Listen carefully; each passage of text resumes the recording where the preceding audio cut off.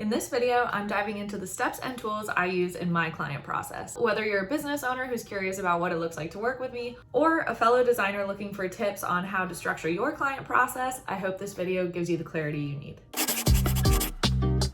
Welcome to my channel. If you're new here, my name is Devin and I am a freelance brand designer, web designer, and strategic marketer. I recently made the leap from employee to solopreneur, and I know firsthand that starting your own journey in entrepreneurship is no walk in the park. So I created this channel as a place to build in public in hopes I can help other creative freelancers on their entrepreneurial journeys. Basically, if you're new to entrepreneurship, digital design, or even just the work from home life, you've come to the right place. So as I mentioned in this video, I do want to just do a little bit of a walkthrough of my client onboarding process and what that looks like and some of the tools that I use along with that. Basically, my whole process is broken up into 3 phases: the inquiry phase, discovery phase, and the onboarding phase.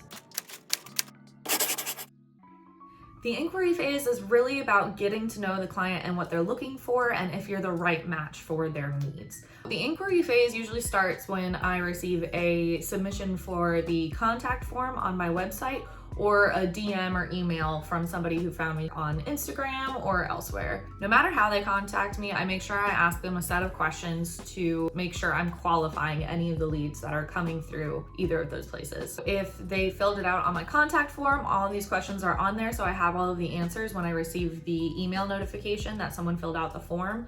Or if they contact me on Instagram, I just go ahead and ask those questions there to make the process as easy for people as possible. That being said, here are the questions I always make sure I'm asking people to qualify them. Number 1, what's your business? I want to make sure it's something that I am either familiar with or interested in. Number 2, I want to know what service they're interested in. So obviously I need to know if I'm helping them with brand design, web design, or marketing strategy. I also ask them if they currently have a website. So whether they're inquiring about building a website or not, I want to make sure I can go in and do a little bit of research on who they are, what their business is, and what it currently looks like, or if they're starting from scratch completely. Next, I want to ask them what their estimated budget is. This serves a couple of purposes. Number 1, it helps me know if they're just motivated by price. And number 2, it helps me get an idea of what kind of custom packages I can put together for them. Next, I always want to ask them where they found me. I want to know if they found me on Instagram or LinkedIn. Was it a referral from one of my past clients or a friend?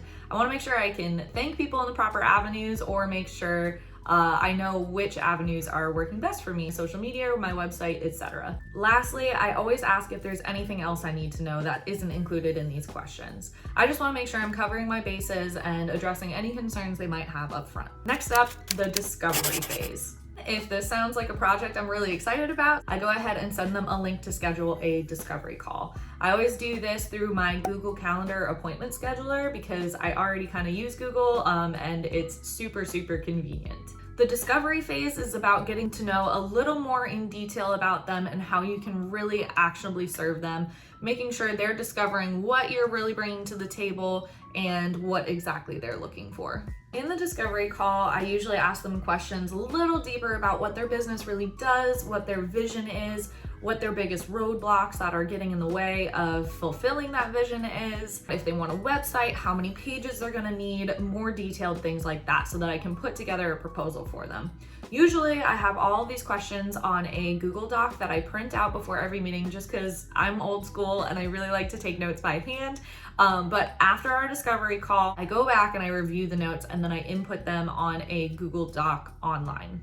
Once we finish our discovery call and I have all the information I need, I put together a custom proposal in Canva. If you like using Adobe Illustrator or InDesign, you can totally use those things. Just for me, Canva seems to be so easy. It's just drag and drop. It's easily shareable across the web, whether you want to download it as a PDF or use it as a presentation in a follow-up call. It's just really convenient for me. In the custom proposal, I usually include some details just about what my business does and who I am, just to kind of give them a little extra grounding if I missed anything in the discovery call, and kind of explain my value and the tools I use and some of my expertise.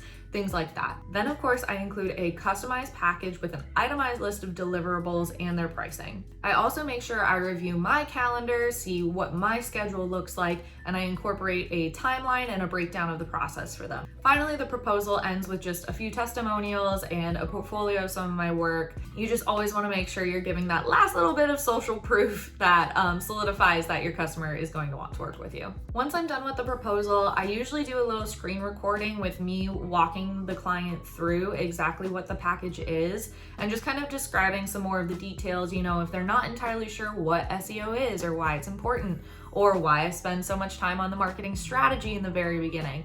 I just want to make sure customers are really understanding the value that they're getting and why things are either priced or timed out the way that they are. So again, I usually just do a nice little screen recording with a little voiceover explaining these things. Then I ship that off in an email to the customer. Lastly, we have the onboarding phase. So if the client received the proposal and everything's going well and they're ready to start working with me, I go ahead and I put together the contract and I send them the invoice. I usually just use Adobe Acrobat Fill and Sign, and then I select the spaces that the client is supposed to fill out and sign, and I email it to them. Once they've completed the signature request, I get an email confirmation about it. For invoicing, I usually use Stripe. Depending on the project, I usually require 25 to 50% for a deposit. And then from there, I can also set up a payment plan for my customers if they want to break up the rest of the payments. I do, however, require that the project is paid in full before I give them any of the final deliverables. So whether that's launching the website or giving them all of their final logo files, I make sure that the project is paid in full. Once the contract is signed and the deposit is paid, I set up the customer portal. This sounds really fancy when you call it a customer portal, but it's really not that fancy. I honestly just use a Google Drive folder.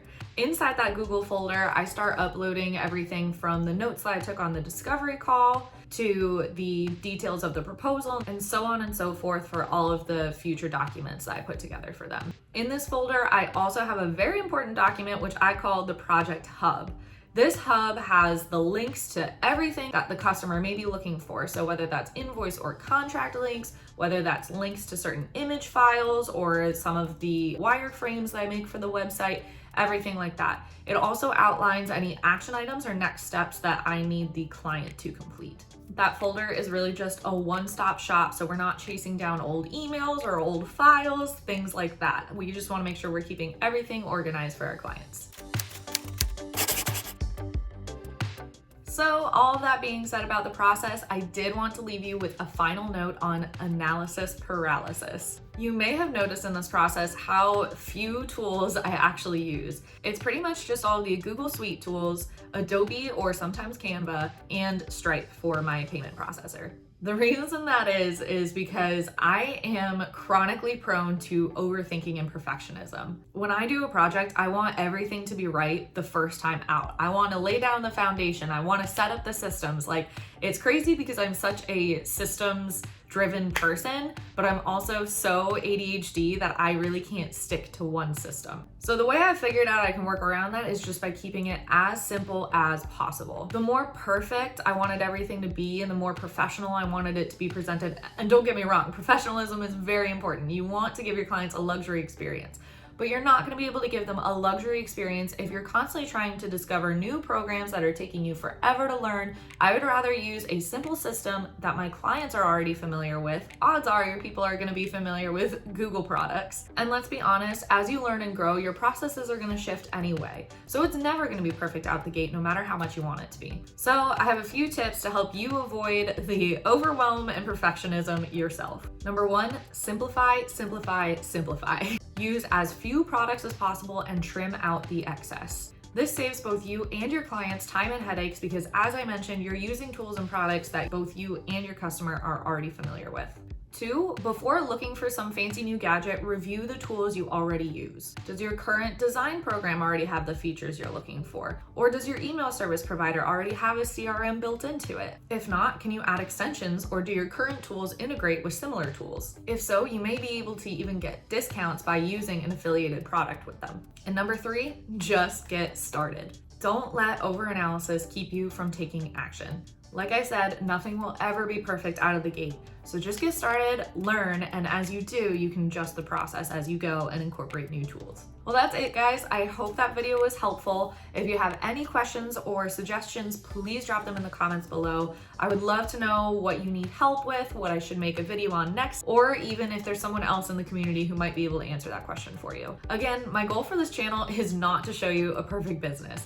The exact opposite. It is to build my business in public so that you're inspired to get started. Hopefully, number 2, learning along the way. And number 3, learning from my mistakes, not just the things that I say work really well. This channel is meant to be a safe haven for the creative community so that we can support each other and grow and learn from each other's mistakes along the way.